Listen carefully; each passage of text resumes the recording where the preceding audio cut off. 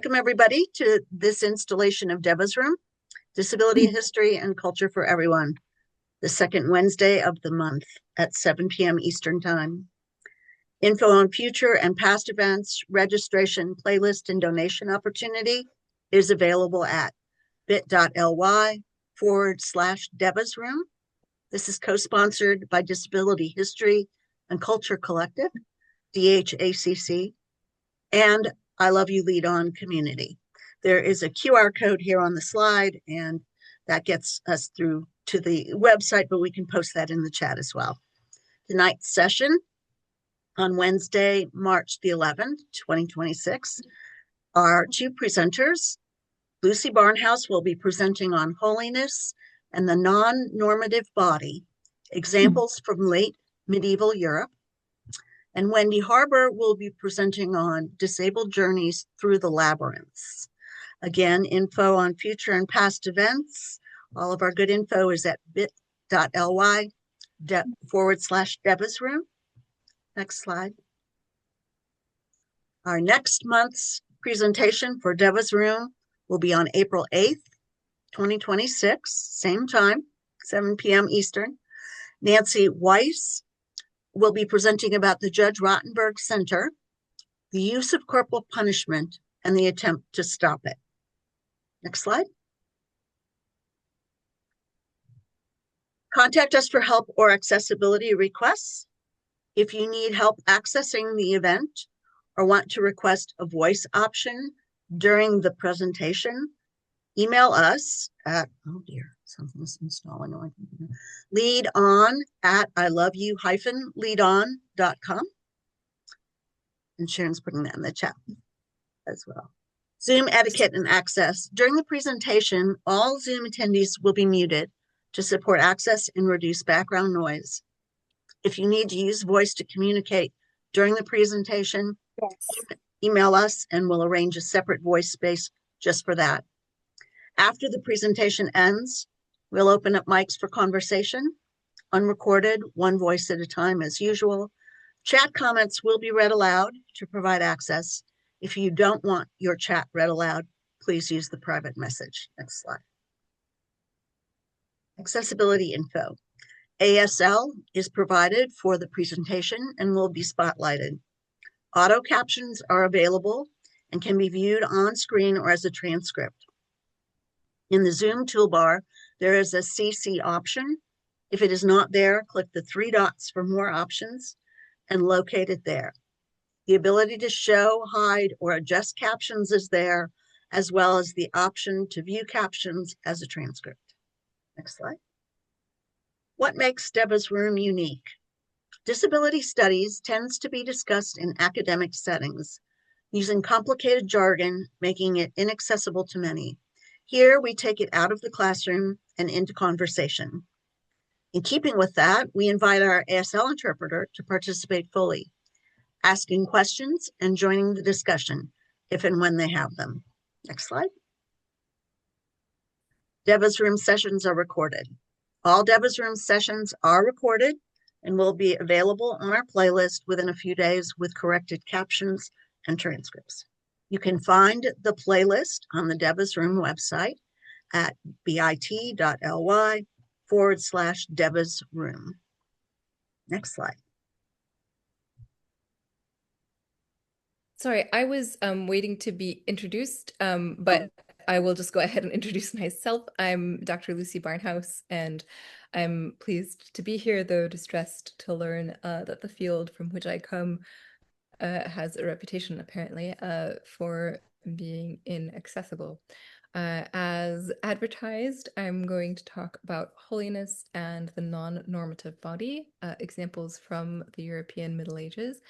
I'm going to try to shorten my presentation to make sure that Dr. Harbour has enough time for her presentation, and also so that there's time for Q&A. And one of the reasons I want to make sure that there's plenty of time for questions is that in my initial email exchange with Susan about this presentation, I discovered that there are a lot of misconceptions floating around about what life was like in the European Middle Ages, full stop, and certainly about what life was like for people with disabilities during the Middle Ages.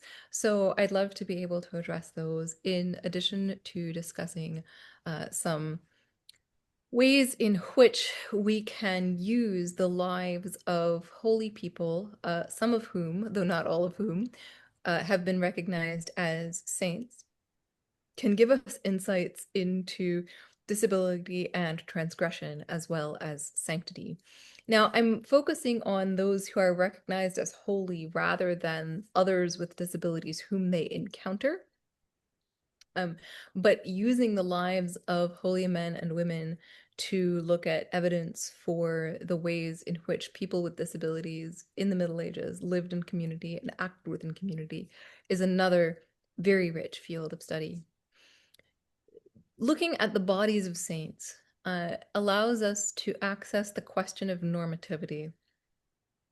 As I'm sure all in this room know, many of us to our cost, the normativity of the quote unquote ideal body mind in the modern West is oppressive, exclusionary, and closely linked to the idea of state biopower. We don't have that kind of idea of the normative body mind in the Middle Ages. Part of this is because the ideal body of the ideal subject, as it were, has not been invented. And unlike our own society, there is not a pathologized spectrum of medicalized ways of existing in a body and in a mind. I would argue, obviously, the question is complex. But the bodies of saints and the mental experiences of saints are always exceptional in some way, always transgressive in some way. And so looking at these experiences is a way of thinking about and accessing ways in which bodies and minds could be understood as altered from the norm, the rule in the Middle Ages. This is also connected to how we read disability in medieval Europe. So if you were here when I was an afterthought to a very powerful lineup of speakers last year, you will remember that I talked about disability as a category that we have constructed that also did not, excuse me, exist as such in medieval Europe. So there wasn't an idea of an overarching category of disability or the disabled encompassing those with visual impairments, mobility impairments, etc. But I'm going to use this category as one of analysis. Finally, about the nature of transgressive holiness. Far from figures who were dedicated to upholding some sort of religious status quo, the people I'm going to be discussing tonight were all disruptive. They were disruptive in a range of ways, which we will discuss. But I'd like to preempt the idea that these are people who were existing in a center. They were unusual in many ways, but not all of them were literate. Not all of them were wealthy. In fact, most of them gave up all of their personal possessions. In many ways, as we shall see, they are living outside what is usual in their societies. Right.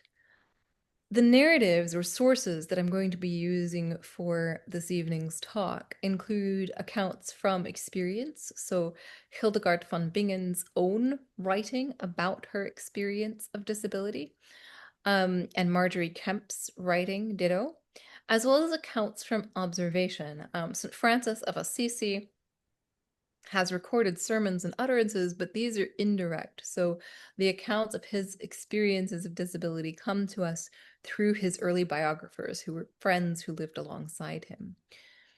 All of these accounts, moreover, link pain, illness, and the holy. And these are links that are being explored by scholars in the field of disability studies for figures, including those who may be very famous, but not necessarily famous as people with disabilities.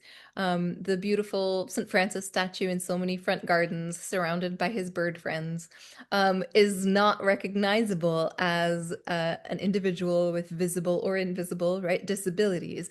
But he was recognized as a disability figure, if you will, during his lifetime and beyond. Another thing I'm going to be arguing here is that in all of these narratives, we see people subverting expectations in one way or another, living in the world in ways that carve out space in new ways. Right. Our first protagonist of this talk, if you will, is Hildegard von Bingen. She was born in around 1098. She lived in central Germany. She entered a monastery around the age of 8, and was in the monastic life until her death, becoming a powerful abbess, preacher, and political advisor. She is also, as shown in this image here, a writer. So what we see in this image, which may be difficult to visually parse, even for those of you who are seeing it, is a woman in the black robes of a Benedictine nun. And she is receiving from above tongues of fire that inspire her with divine, and so understand as the visualization of perhaps a migraine aura.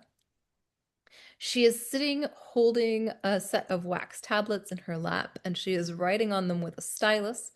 And respectfully seated outside her little alcove is a monk with a book under his arm who's waiting to take her wax tablets and copy them out nicely onto parchment.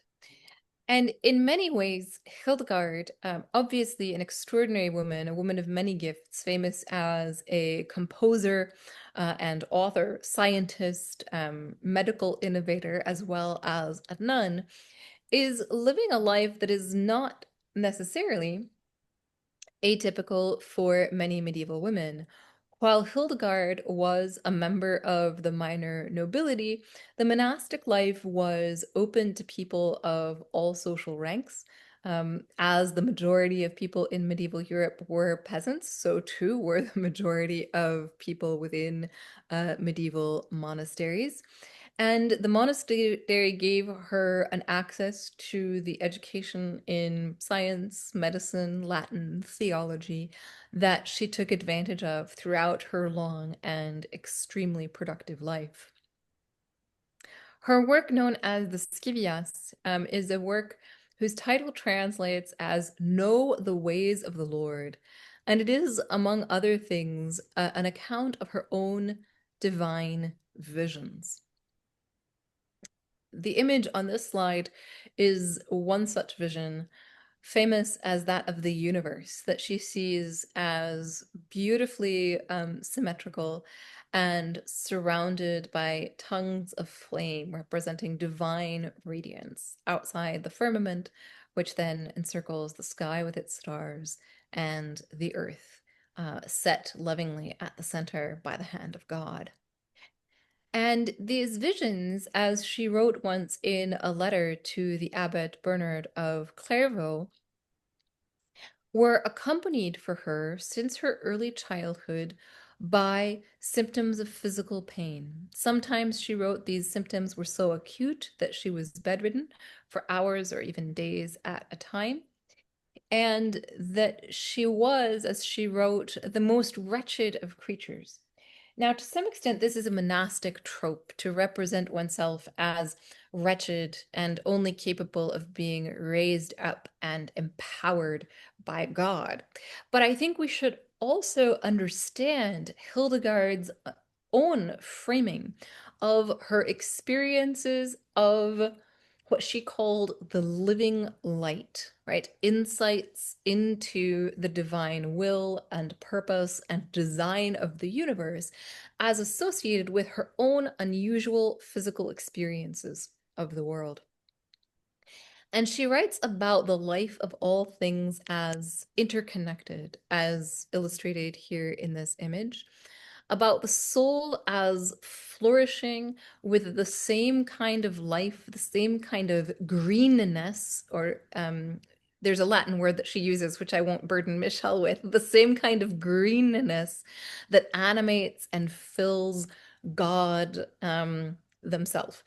And as we see embodied pain and divine presence linked for Hildegard, we also see her writing through an understanding of creation as deeply informed by a design that includes all things: humans, plants, song, the soul, virtue, music, and so on and so forth.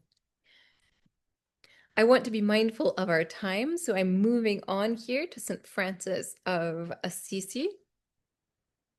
St. Francis of Assisi is notable for making a dramatic conversion in approximately his late 20s, which is pictured here in an image that shows him stripping off all his clothes in the public square. He's just finished an episode in which he gives his father's valuable silks away to the poor.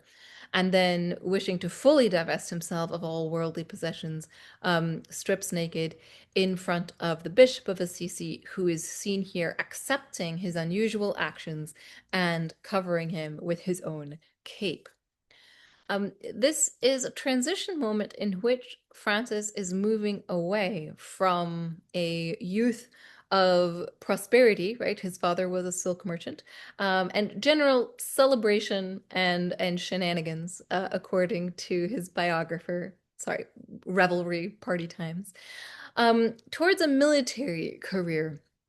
Now, obviously, medieval Europe doesn't have standing armies, but central Italy at this time did have ongoing warfare between its city-states, or among its city-states.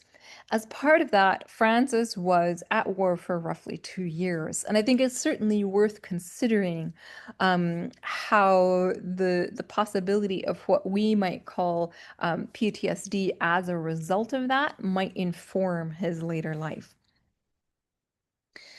But notably, what I want to highlight particularly here is how Francis's embodiment was an embodiment of suffering.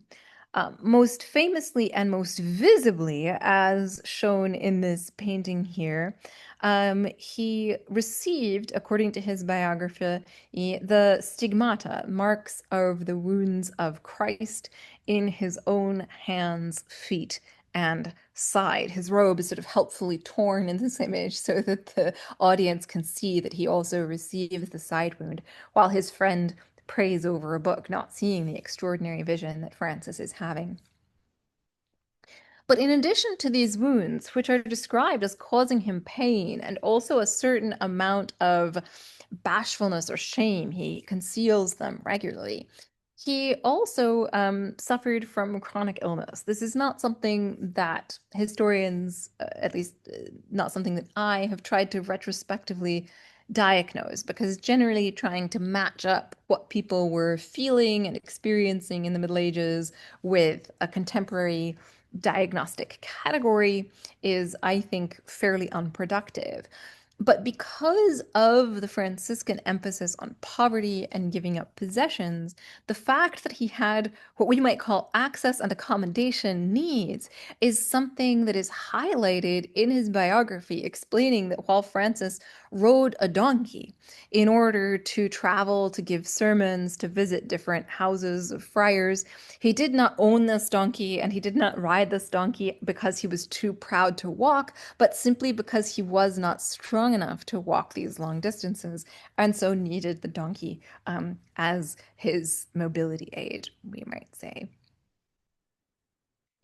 So, in this life of St. Francis, then, to recap, we see both trauma and transformation.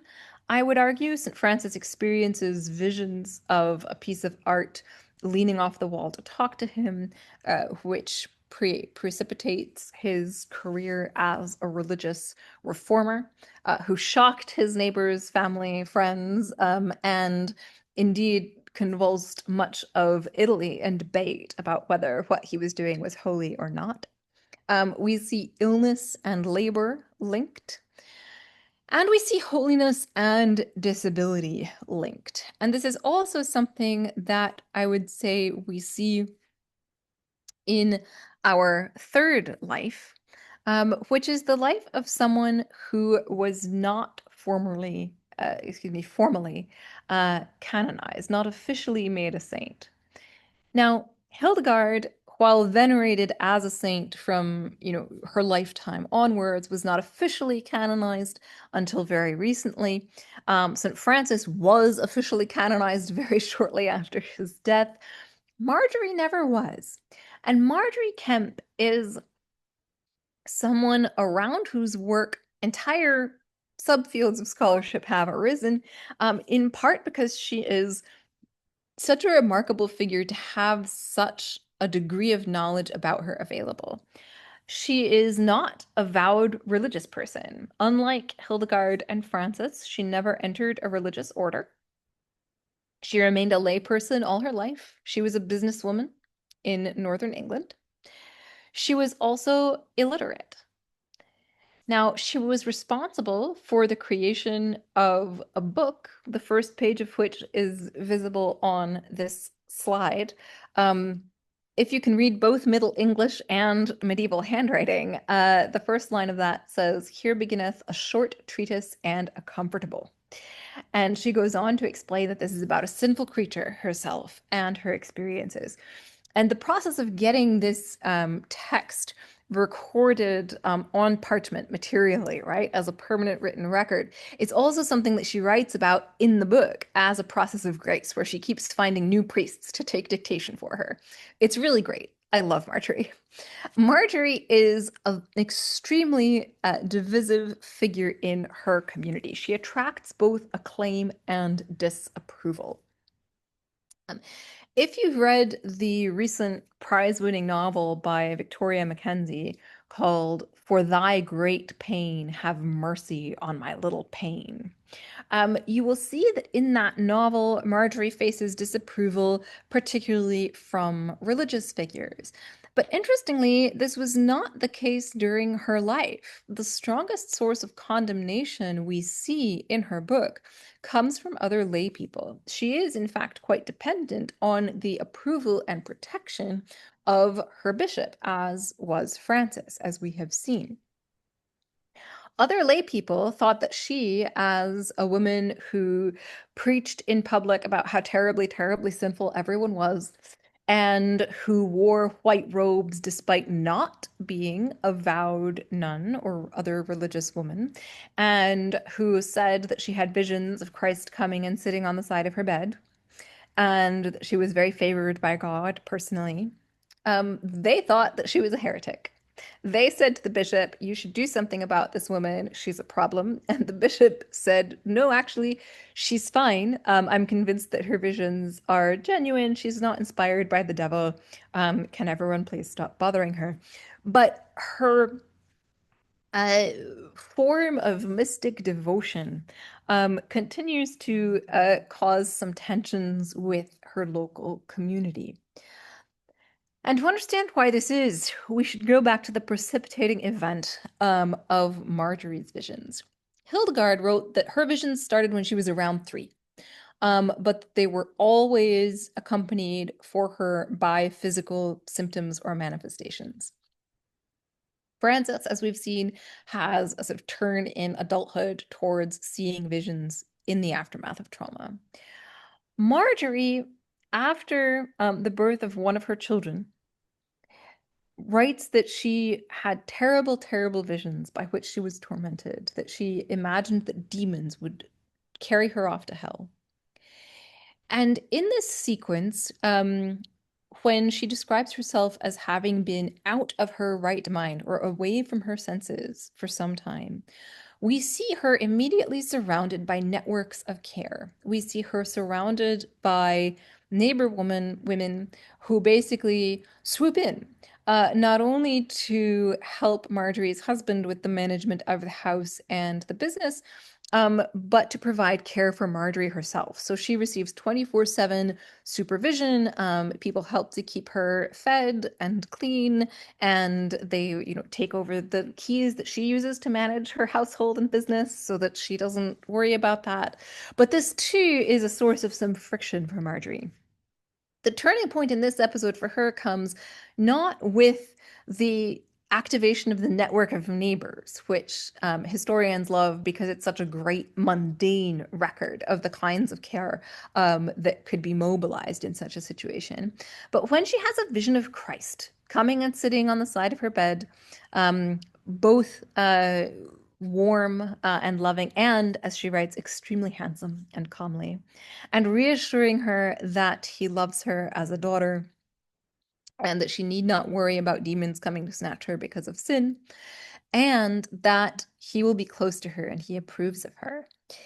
And after this first vision, Marjorie continues to have visions. They guide her to go on pilgrimage to Rome and to Jerusalem, as well as to local shrines in England and later to Germany, and also to weep uncontrollably. And those around her sometimes accused her of putting it on. They said, oh, she doesn't have to roar and cry so disruptively. And she insisted again and again that no, her roaring and crying and falling down on the ground in the strength of her emotion was involuntary and for her a necessary response to thinking about the passion of Christ. Now, while many in her parish and her companions on pilgrimage saw this as disruptive in a disagreeable way, many others saw this as an indisputable sign of holiness, right?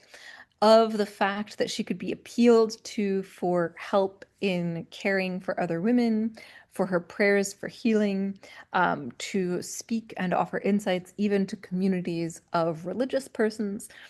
Marjorie was recognized as extraordinary, it does seem, by almost everyone who came into contact with her. The question was whether this extraordinary conduct would be understood as heresy, would be understood as wayward behavior, or would be understood as holiness.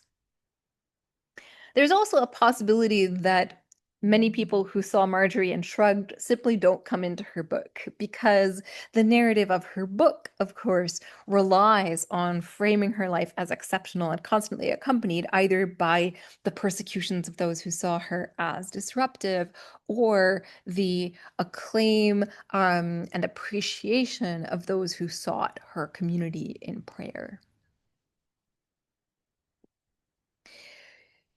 So, again, to sum up some takeaways from Marjorie's life, we see Marjorie's authority as a holy woman closely linked to her embodied experiences. Um, we see her visions also linked to embodiment, not only to her own embodiment, but to her writing about the embodiment of Christ. She has a lovely vision in which she sees herself helping the Virgin Mary, taking care of the newborn Christ so that Joseph can take 5 minutes and walk down the street to buy food for everybody. Another wonderful sort of insight into mundane networks of care in this very extraordinary mode of the spiritual vision that is vouchsafed to her.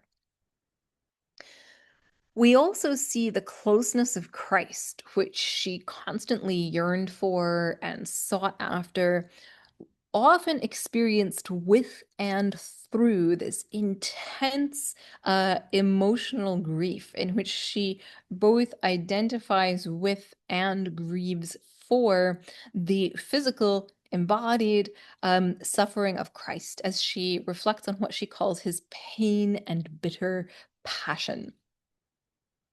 And while many have tried to diagnose Marjorie, and many more have written nuanced things about how her experiences are framed and written about and can be understood in their context, it is, I think, absolutely indubitable that for her, really extraordinary mental and bodily experiences were tied for her to the experience and reassuring of Christ, if also sometimes to the skepticism of her community.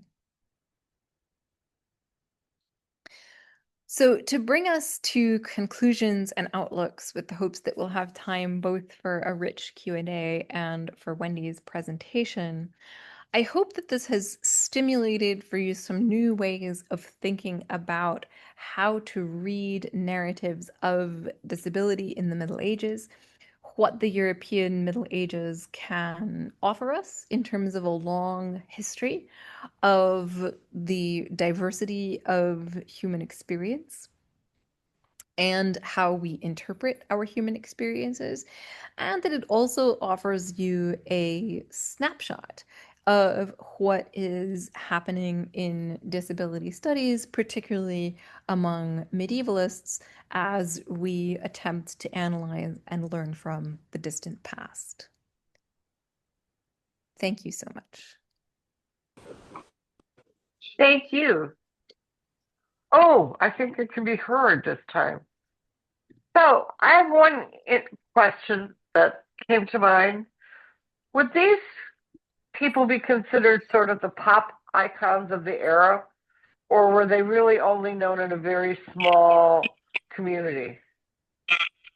Would these people be considered the what of the era? Like pop icons, like our the Backstreet Boys and things like that, where people, Ah. people were aware of them and they sort of idolized them and they told stories about them, but they didn't actually know them. They only heard about them. Um, uh, that is a different answer, I would say, for each of these figures. Hildegard von Bingen had an international reputation. I mentioned that she wrote to Bernard of Clairvaux. She advised the Holy Roman Emperor spiritually.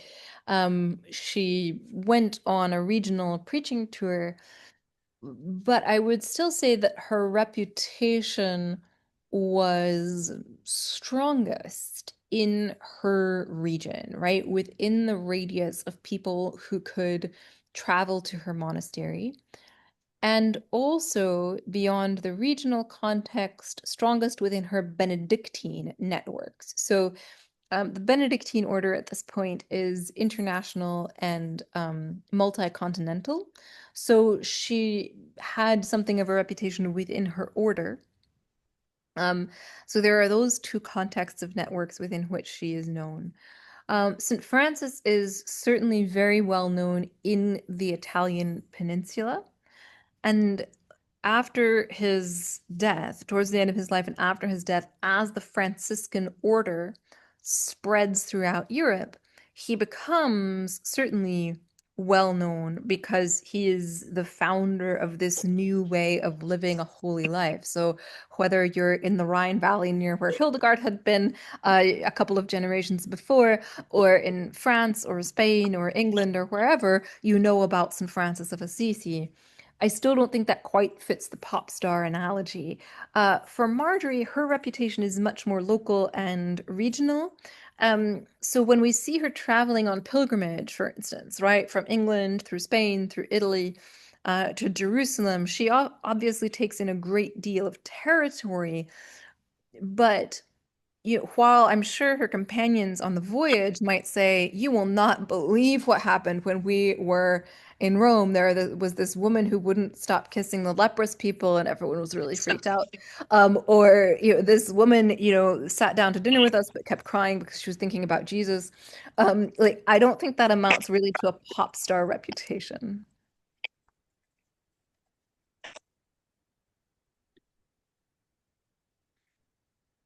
Anybody else have any questions? Ideas that are floating around in your head you want to try to make sense of? You can raise your hand or you can just jump This is in. sorry. This is Wendy Parber, Feather Presenter. I have a question about whether you have any thoughts from your research about mysticism today. I think a lot of times when I read about mystic stuff today, there's concern that they have mental illnesses. And I always think there's a really interesting thing there with disability. But I'm just wondering if you feel like knowing about these people is giving you any insight into maybe what's happening today with mystics or mysticism in general. Well, um, I'm not sure how exact that parallel is when you say with mystics today, because obviously I don't know what faith traditions you're talking about, or what social contexts, but I would say that not only in dismissing contemporary experiences of mysticism, but also in um, trying sometimes to retrospectively diagnose medieval mystics and say, oh, Marjorie wasn't really having visions. She had postpartum depression or whatever. There is a really, I think, harmful pattern of dismissiveness that seeks to pathologize and dismiss in the same gesture. Now, the reason that I'm a little hesitant to draw a parallel is that today I think that kind of um, saying, oh, this person is not a mystic, they are experiencing X or Y mental illness, which we've decided needs to be treated in order to be normalized. That I see as something that is distinctive to a society where religion itself is obviously in many ways far too central, arguably, to our cultural tapestry, but marginalized as a way of experiencing the world, if you will. I hope that's coherent and helpful.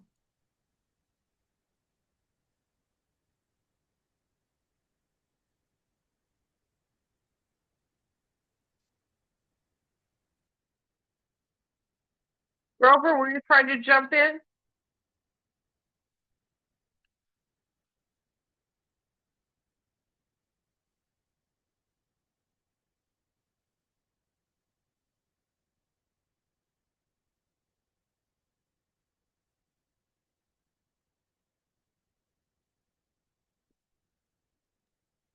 Do you need us to try to unmute you?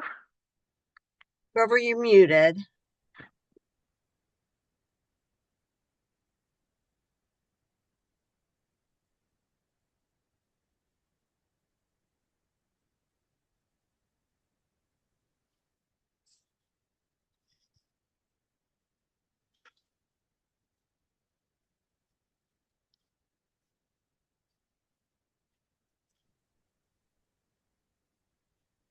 Well, if Mr. Hogan doesn't have a question. Okay, Grover, you're unmuted. Obviously, okay, the communication from Mr. Hogan, I apologize for it. Earlier, I was unable to hear your presentation, but I went in and came back on. And now I'm enjoying question answers, but I do not have a comment at this moment. Okay. Anyone else?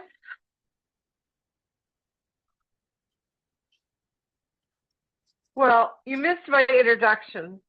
I actually gave you an introduction, but I was muted out. So I'll say your introduction afterwards. No, I think it's part of it's important. You were one of our very first presenters, and very popular. Everybody said how much they loved you and they wanted to hear you again. And so when you offered to do it again, it's like going to jump at the chance, because I think this is a topic, within disability that we don't think about that much in terms of what disability was like before, like, I don't know, 1940. It was like after World War II, that's when disability started. It didn't happen before then. I mean, obviously it did, but I think sort of the advent of Social Security is sort of when we think of disability as starting, and disability has been around forever. So I think it's really interesting to hear how even though disability has been around forever, it was thought of very differently than what it is now.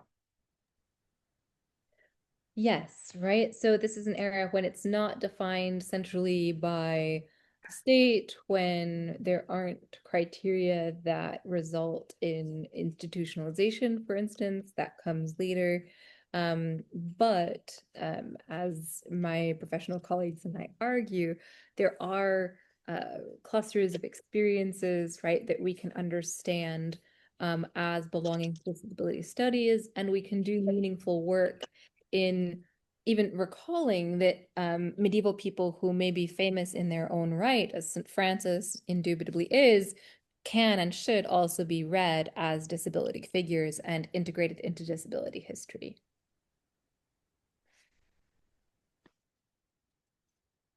And I often wonder if some of them were transplanted now, how many of them would, I mean, reading and writing and math, for instance, were not critical skills back then. So there were a lot of people who wouldn't have been considered disabled then in any way, shape, or form. But if you brought them into this era and they still couldn't read and write, they would be considered disabled.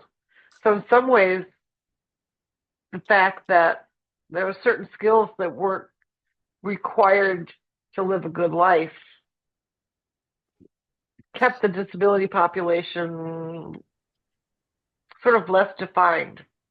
Well, you raise an interesting point, right? That certain neurological conditions, right, which might preclude textual literacy, would be intensely socially disabling in our own society, would not be in the Middle Ages. And this comes back to that really elemental argument within disability studies that disability is defined by interaction with society. It's never an absolute term. Um, I don't want to take too much of Wendy's time. I will note in conclusion that many medieval people could read a little. Writing was indeed a very specialized skill, and often writing or numeracy as specialized skills were things that were chosen by those with physical impairments, which would have precluded their standing for long periods of time, for instance, or doing heavy manual labor. There's also a hypothesis that monasteries would have been particularly hospitable environments for those with a range of conditions.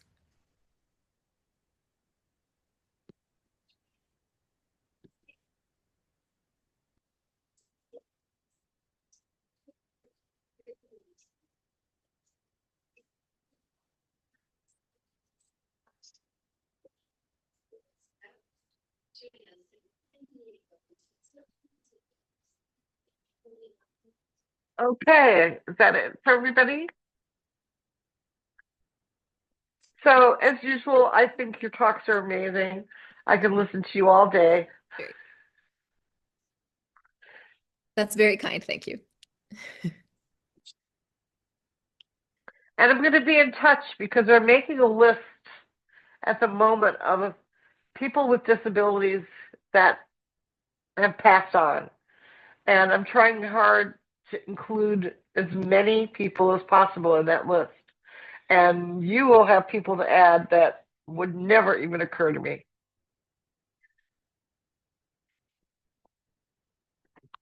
So we'll be in touch on that. And I hope you come back next year and do it again. That's so kind of you. Thank you. I'll go ahead and introduce our very short video. This is our fundraising piece that we show to assist us in providing support for what we are doing from the DHACC and I Love You Lead on Community for Deva's room, Justin's room, and also Judy's room to provide accessible spaces with ASL interpretation, and then also being able to upload the captioned transcribed videos to our playlists. So Sharon will go ahead and let the video roll. Hi, everyone. Thank you so much for coming to Deva's Room. Deva's Room is a virtual space open to all, seeking to bring anyone interested in disability studies together in conversation and in solidarity. Deva's Room is inspired by the life and legacy of Deva Kasnitz and her outstanding contributions to the field of disability studies. Deva's Room is volunteer-led by members of the Disability History and Culture Collective and the I Love You Lead On community. In a 2023 reflection, Deva wrote of her determination to be more comfortable in study and advocacy and to blend them together to create a diaspora of disability studies best ideas. By holding regular events led by prominent and emerging voices in disability studies, we hope to honor this mission. Deva believed in a fully inclusive world that respected everyone's communication strategies. Inclusive and accessible technology can be costly. You can help support technology expenses for Deva's Room, which will allow us to grow and expand. If you have the resources to contribute to the development and sustainability of Deva's Room, please consider donating by scanning the QR code on your screen or by visiting the link in the chat, donorbox.org/Deva-S-room. Thank you so much for showing up and learning together with us. Hi, everyone. We also have a space on our I Love You Lead On.com website /donate. I love you leadon.com/donate. The I Love You Lead On community and all of its various projects are volunteer led. We have a variety of ways you can support our efforts to provide full access. Our work includes the Disability History and Culture Collective, DHACC, this space, Deva's Room, Judy's Room, Justin's Room, and other events on the horizon. Anything that you can contribute, no matter how you may feel it is small, is greatly appreciated. Next slide. For updated information, schedule and registration details, visit www.iloveyouleadon.com/Deva, DEVVA, or bit.ly/Deva's Room. Past episodes playlist on YouTube is at bit.ly/Deva's Room playlist. Share your feedback about this event at bit.ly/ILYLO-DHACC event feedback. Very happy to have Wendy Harbor here, who I've known for 26 years, I realized. We go back to when she was at Syracuse University and was introducing sort of the concept of bringing students with intellectual and developmental disabilities into higher education. And now her work has expanded to beyond that particular population and bringing all students with disabilities into higher education. She's doing that through several organizations that she's involved with. There is the National Center for College Students with Disabilities, the NCCSD, and she's also the Associate Executive Director for Programs and Development at the Association for Higher Education and Disability, otherwise known as AHEAD. And one of her great privileges was to have actually been appointed by President Obama to the National Council on Disability. So she's been a lot of places and done a lot of really great things. And when she told me about this labyrinth, I definitely wanted to know more. So I'm ready.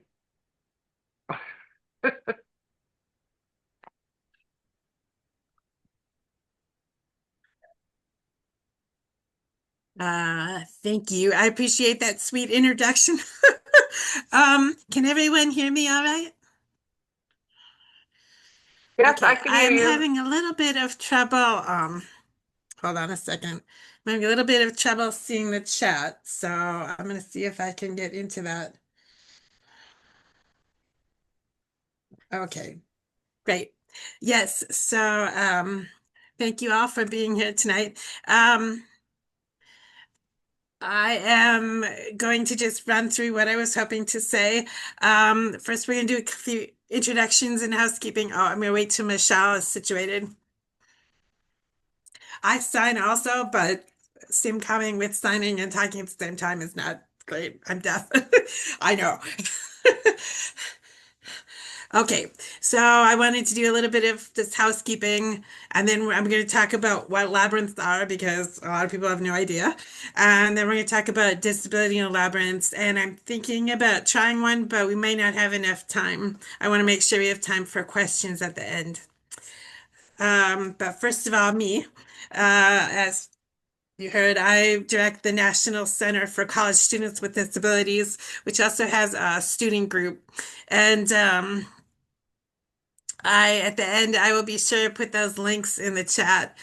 Um, I have been fascinated with labyrinths since my 20s, but it's always been a personal thing. I even have a tattoo of a labyrinth on my back, but it's always been very personal. And then a few years ago, I went through rehab for a drug addiction. And in the process of doing that, I sort of came back to labyrinths again.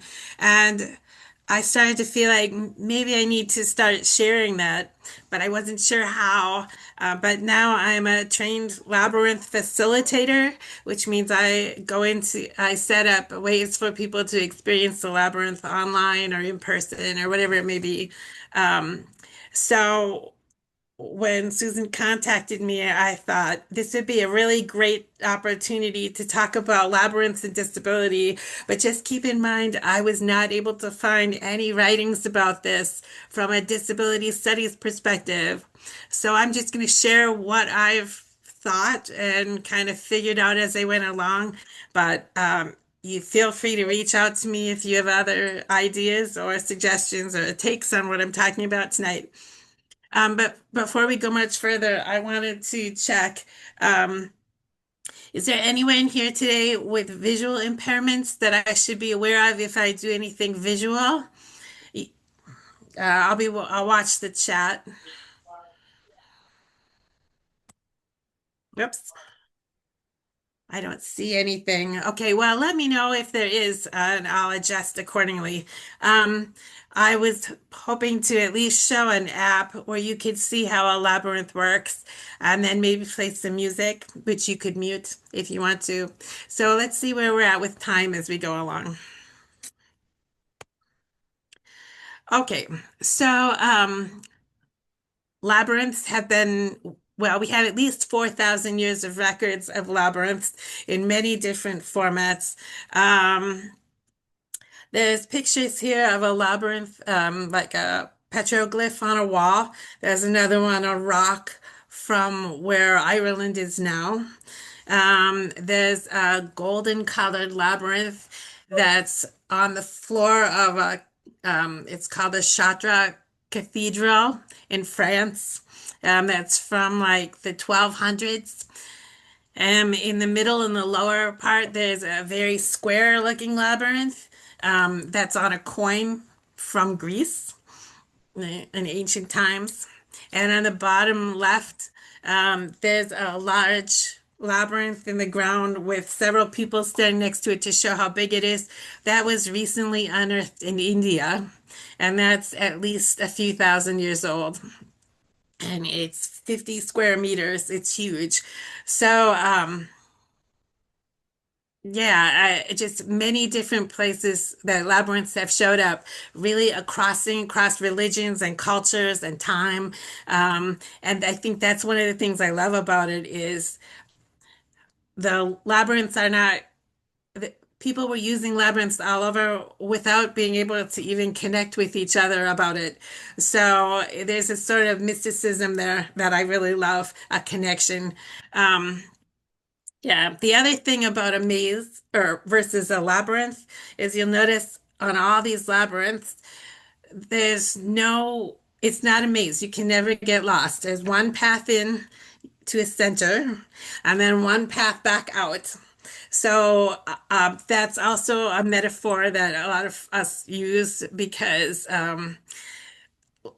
it's the point of a labyrinth is not to confuse you or have you be lost or to have it be challenging just to figure out where the right path is. There's only one path. That's it. Okay, let's see here. There we go. So I have a picture on the screen of a large labyrinth. It's very colorful. It's got purples and reds and oranges and blues. And this was designed by a man named Lars Howlett. And it's actually designed and created specifically for wheelchairs. The paths are a little wider. There's a few less twists and turns in the labyrinth. Um, right now, that's pretty much what I found as I was starting out with labyrinths, is that right now there is a huge national push, well, actually international push to make labyrinths accessible, but and some really good resources out there about like working with interpreters and wheelchair accessibility and that sort of thing. But I didn't really see anything that went beyond access. So the goal, it seems like a lot of the conversations about physical access and accommodations. And there's also some stuff that I was uncomfortable with because labyrinths are often used for healing. And healing's designed, healing's used in a very broad sense, like mental, physical, emotional, spiritual. So it doesn't necessarily mean curing. And I did a labyrinth walk last week, actually, an in-person labyrinth. Where I did use the word healing, that was with a congregation that was dealing with a lot of grief around anti-ice things that have been happening here in Minnesota. So I talked about carrying in your burdens, carrying out paths for hope and healing. It was at a Christian church. But sometimes the disability inclusion can feel a little bit performative if the person who's in charge of the labyrinth or the person who owns the labyrinth doesn't really have familiarity with disability, is really just doing it to seem as inclusive as they can. And I mean, good intentions, but as a person with a disability, it can, well, for lack of a better word, it can feel a little ick. um, So a lot of this does depend on the facilitator and sort of their familiarity with it. One of my areas of expertise is universal design for learning. And I often talk about how universal design for learning is only as good as the teacher's universe. So if the professor can't think of a universe that's truly diverse, universal design for learning is not going to work. And similar with the labyrinth. There's also a lot of language. In fact, I just used it about walking labyrinths, handheld labyrinths, finger walks, where you're holding one and your finger is tracing the labyrinth. And I think all of that's okay for now because we share a common language, but it does reveal a lot of how labyrinths are normed for non-disabled people in many, many ways. This is a picture of a labyrinth walk, the labyrinth walk I actually mentioned that I did last week, or as I like to say, the in-person labyrinth experience. It was a large blue and matte with white lines on it that was owned by a church.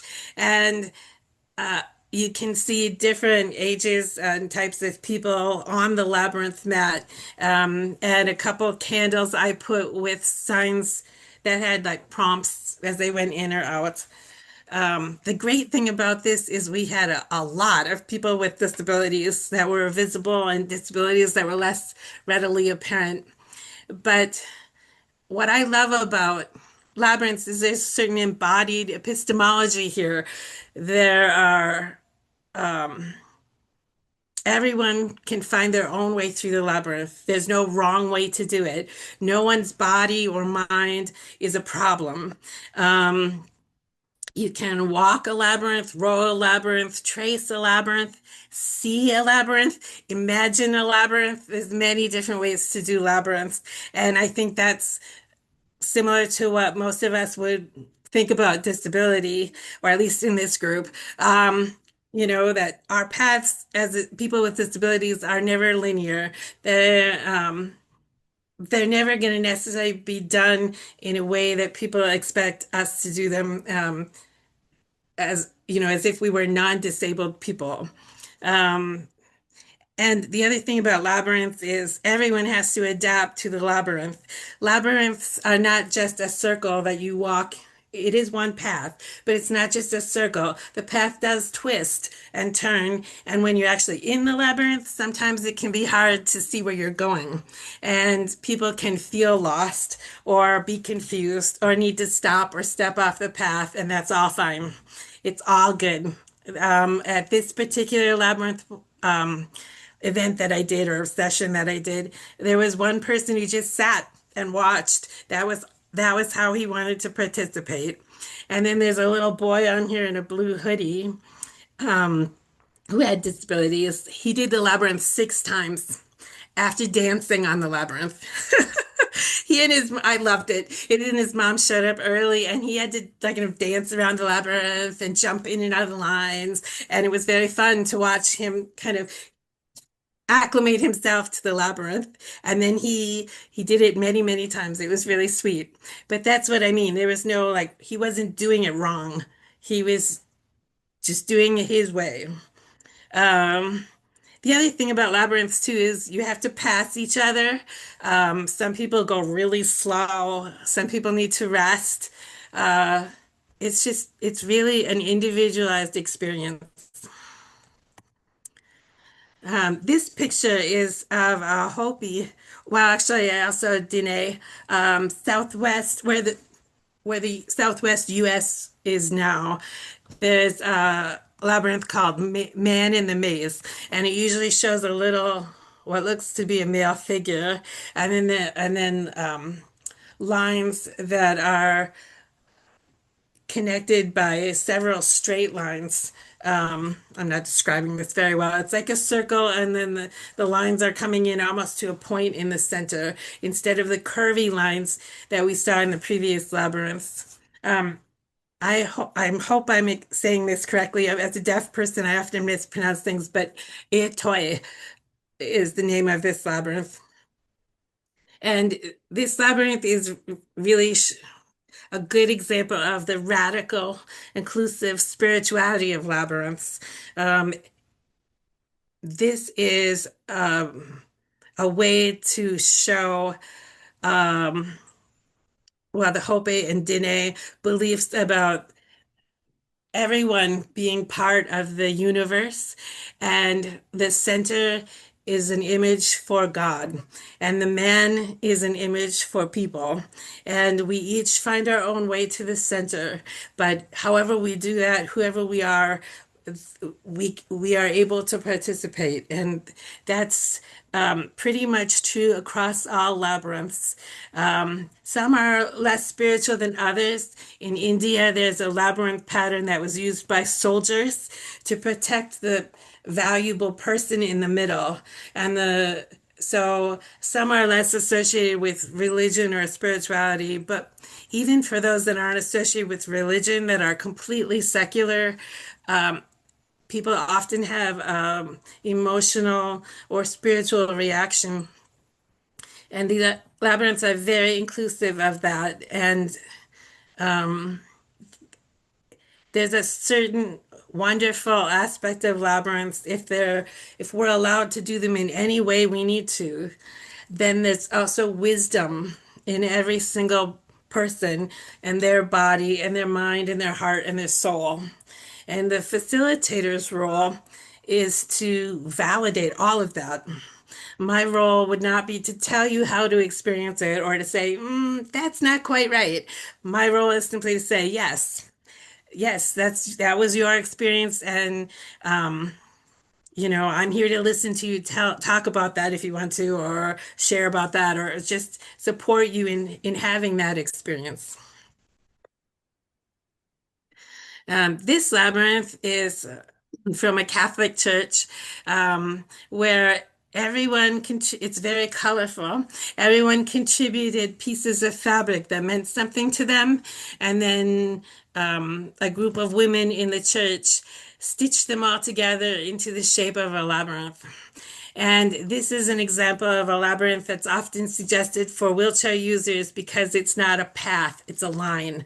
So you follow the line. It's called Ariadne's thread for the woman who gave, you've probably heard it, well, I'm digressing here, but the Greek myth of the labyrinth and the Minotaur in the labyrinth.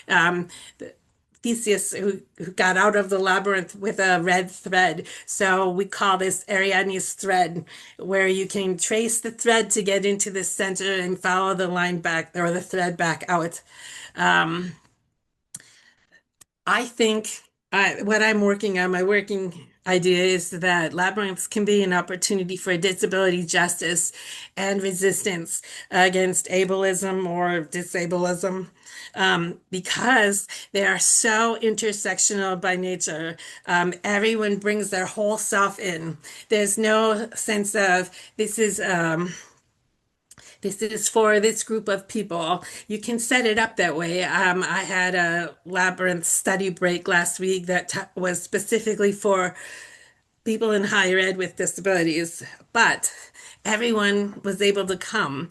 And beyond identifying as someone in higher ed with a disability, people could bring their identity of race, gender, whether they were queer or not. I mean, whatever it might be, mother, daughter, Christian, Muslim, didn't matter. The labyrinth doesn't judge. And even the facility, there also are no leaders, so it's very hierarchical in that way. Yes, I'm a facilitator, but that doesn't mean I'm necessarily leading everyone in a certain direction. I think of my role more as a midwife or a doula, someone who is there to kind of allow things to happen naturally and support whatever that might look like. Another aspect that I absolutely love about labyrinths is the sense of community with the people who are doing the labyrinth and how everyone's sort of interdependent. If you watch people do a labyrinth in person, it looks almost like ballet. People remember the paths are not a circle. So people are moving in and out around and they get further apart and then they come back in. It's beautiful. Well, in my mind, it's gorgeous. And that's sort of interdependence, that's so connected to disability justice. And as is the whole idea of an ethic of care and love and respect. And everyone in the labyrinth should feel that way. There shouldn't be any judgment. They should feel very cared for. So labyrinths allow us to be us. And I think that's a very radical notion for most of us who are constantly juggling the roles we're supposed to have or how we're supposed to appear or even what our spirituality is supposed to be. So I also think there's a possibility for people with disabilities and actually anyone, but in this context, people with disabilities, to reclaim some of our stories or our ways of being by doing labyrinths, by entering, there's three parts of a labyrinth. You enter, you usually stop and pause and enter in. And then the second one is you reach the center, and people usually pause when they get to the center. And then the third part is returning back down the path you just took. And so I think for people with disabilities, there's often or there could be a chance for us to enter into a labyrinth with ourselves, and two words, ourselves and our stories. And then redefine what it means to pause or to be centered. And then to come back out into our daily existence with whatever insights or reflections or moments that the labyrinth presented. And that's very powerful. So I'm trying to think.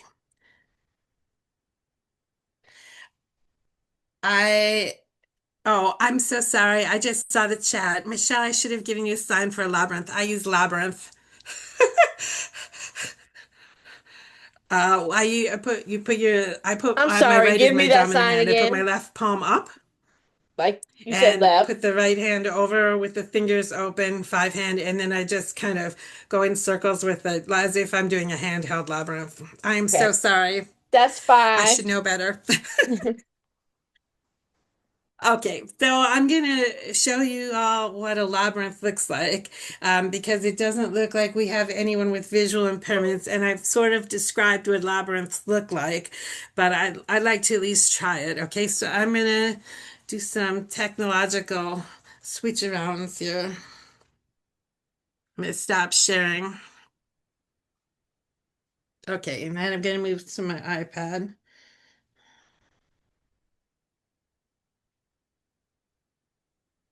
Okay. You'll just have to see me. This is an app called Labyrinth Journeys if you want to download the app. I am going to turn on some music as well. So hopefully you'll be able to hear the music.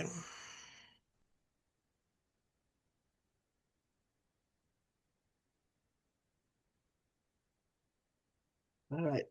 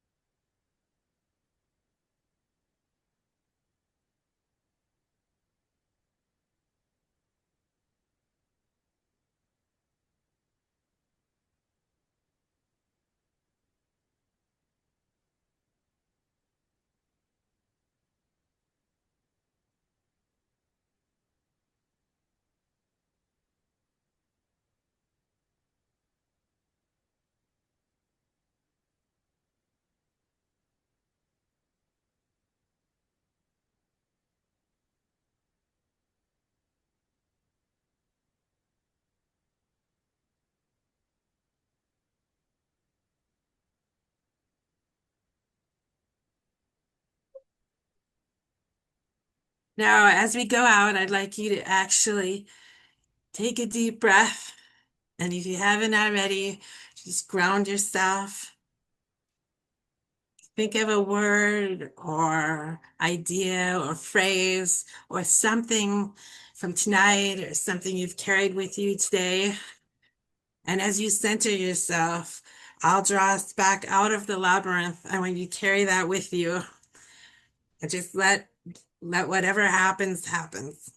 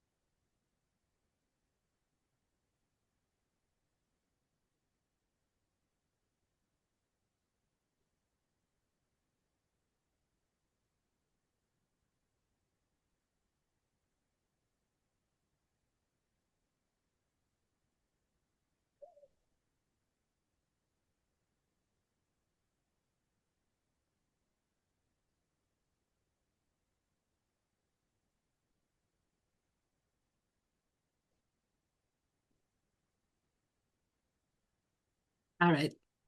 Everybody can come back, breathe a little. Hopefully you saw how the labyrinths could be used for meditation, for spirituality, for mindfulness, for a quick pause in your day. Lots of ways to use labyrinths. Um, but I'm going to stop there. Does anyone have any questions and or reflections about seeing the labyrinth?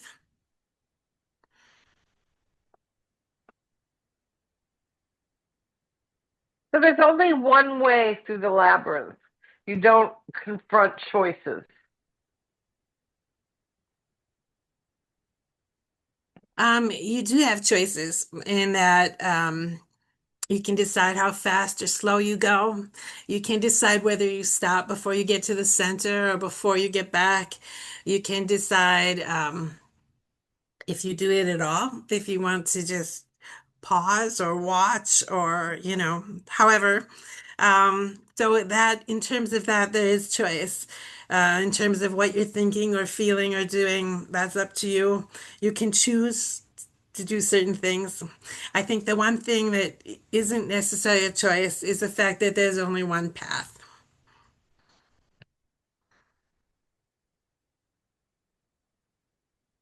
Because I was thinking about corn mazes. When I was a kid, my brother and I used to go to corn mazes, and we went through them entirely differently. He would go in them, run in randomly, and try to make it to the end, where I was very deliberate and wanted to remember how I did it so I could replicate the way I did it. And so for me, it was a very mindful activity. For him, it was just random joy. So I can see where this type of labyrinth would have appealed to me as a kid tremendously.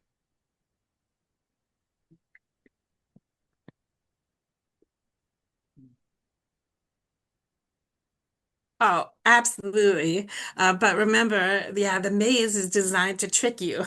Um, we have corn mazes here in Minnesota, and I can't do them because I get too confused. I remember once I did a maze in England, and the local kids were throwing their shoes up in the air so the other kids could find them. You'd look for their shoes flying through there. It's like, oh, that's where you are. That's not what a labyrinth is. Yeah, you should not be able to get lost. If someone's ahead of you on the path, you should be able to catch up to them.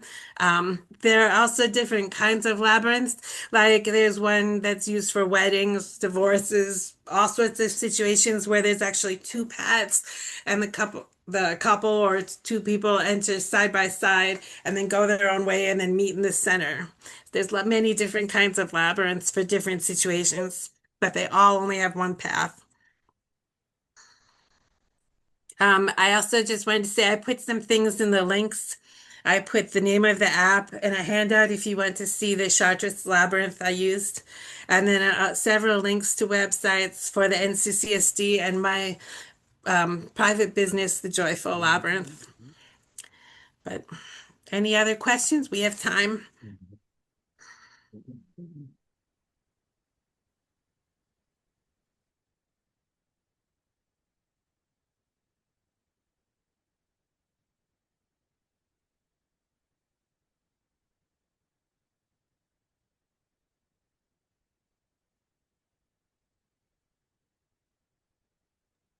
Well, if it's not selfish to open the floor, I was wondering if you might say a little bit It's more. fine. Oh, thank you. I was wondering if you might say a little bit more about how you think of the labyrinth as a metaphor and as an experience Yes. in guiding students with disabilities. Yeah, normal like tonight I was like, let's just dive in. And then it wasn't until we got to the center, I was like, okay, you've seen it. Now let's pause and reflect as we go back out. But usually, well, like for example, the one I did with the study break for students with our dream student group, I had them all breathe and ground themselves. And one of the things I said about grounding is, you put your, think about how you're grounded to the floor through your feet, through your chair, through your wheelchair, through a cane. All of us are grounded to the earth, all of us. So right now you are grounded with everyone. Trying to make it feel as though however they're grounded, however they move through the maze, that there's respect, even a celebration for the different ways they're going to experience it. They all had a handheld labyrinth that they could trace with their finger, or I told them grab a pen, trace with the pen. I particularly like chopsticks. Disposable chopsticks are great for tracing labyrinths. And then I did the app as well. So trying to also universally design it. I also have a traumatic brain injury, and sometimes when I'm trying to trace a labyrinth, all the lines start to blur if my symptoms are acting up. So sometimes the labyrinth app or actually moving through a 3D labyrinth is much better for me than a handheld one. So I think just respecting whatever that may be. But for me personally, I use the labyrinths as a meditative tool. But I also like to think of them as sort of a metaphor for life, but also and for change.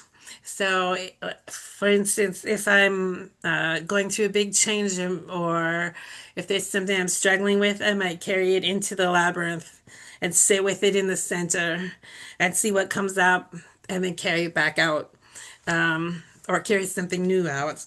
But usually it offers me a different perspective. But um, I also just like it for as a deaf person because it's very visual, which is like eye candy for me. Um, and also, I don't need an interpreter. I don't need an interpreter at all. It's just there. So people with all different disabilities can experience it at the same time without necessarily needing the same accommodations we would need for other things. Thank you. Yeah. It can be so powerful to just be with other people with disabilities, um, and sharing the same space, even if it's online.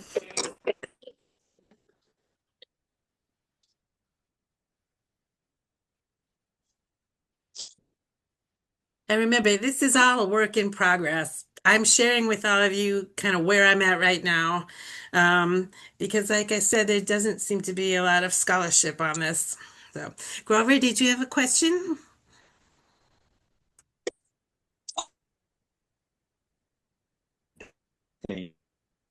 No. Okay. And then maybe we can open it up again for if anyone has any questions they thought of for Lucy as well. I'm Now gonna that you've seen our interrupt side for by a side, moment. I was chuckling because our presentations overlapped so much. It worked out really well. Who knew that you were doing cathedrals? Yes, Michelle, what did you want to say? Oh, I wanted to interrupt for a moment because of my experience. Um, Watching you go through the labyrinth gave me emotions. Hmm. I don't know if it was the colors or maybe what your experience in life that you feel the emotions that you feel. Because right now I'm having a struggle because I'm back in a city that I left. And so it's struggling trying to adjust. So watching the blue and enter into the white area, but then it became purple, it just felt like something new. But then you think about you're in an old place to create something new. I guess that's how I want to say it. I don't know. But that was my experience while watching what you were doing. And like you said, it's visual candy for us because we're visual people. Because I think I was visual before, but becoming an interpreter really made me visual because I always thought about how did deaf people see things. So when I worked in the schools, my bulletin boards to support the teachers in the hallways were always 3D. They had a lot of color. Where you will see teachers put just stencils up that they bought from the teacher store. I literally thought about all of my bulletin boards and I visualized them before I set them up.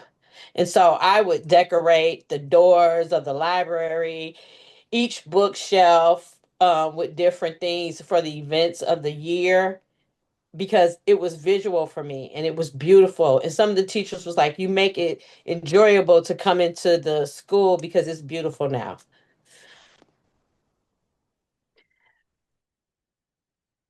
I want to thank you because I was hoping someone would share something about their experience of watching The Labyrinth.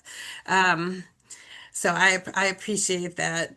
I Labyrinth can definitely evoke strong feelings. And as you can see from your personal experience, the connections that you make while you're experiencing one are not necessarily something you would predict when you go into them. But this is an excellent example of how there's nothing wrong with what you experience. There's nothing necessarily right about what you experience. It's just your experience. And I'm glad you experienced something with the labyrinth, especially something that seems like maybe a metaphor for what you're going through right now after a move, which is a big change. So thank you.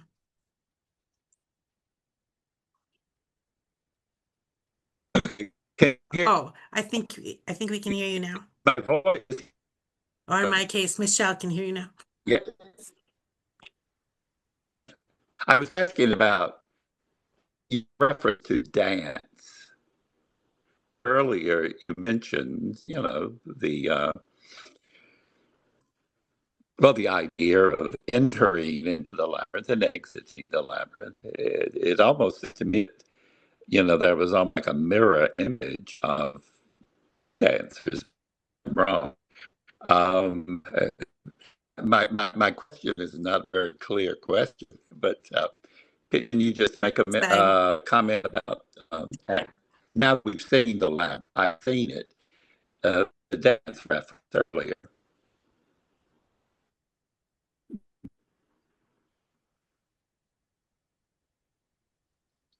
Yes. Oh, I'm sorry. Did I interrupt? Okay. Okay.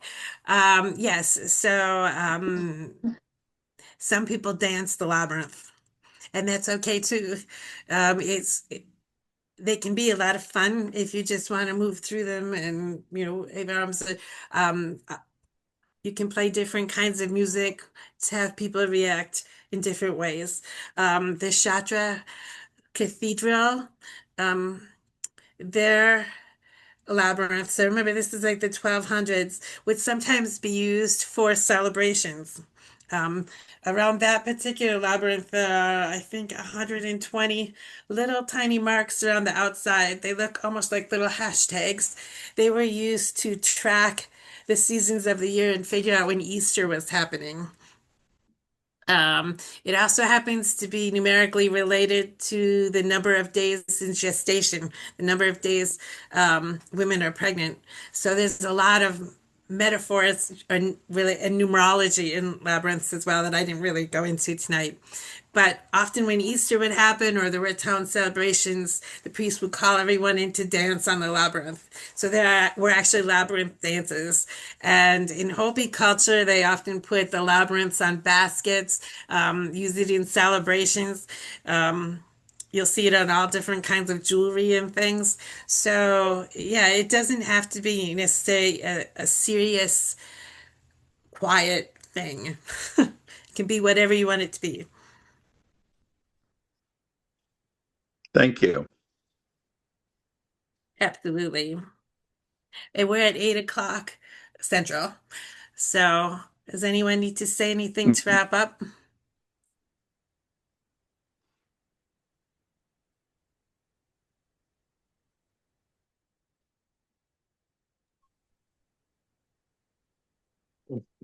Okay, well then, thank you all for being here.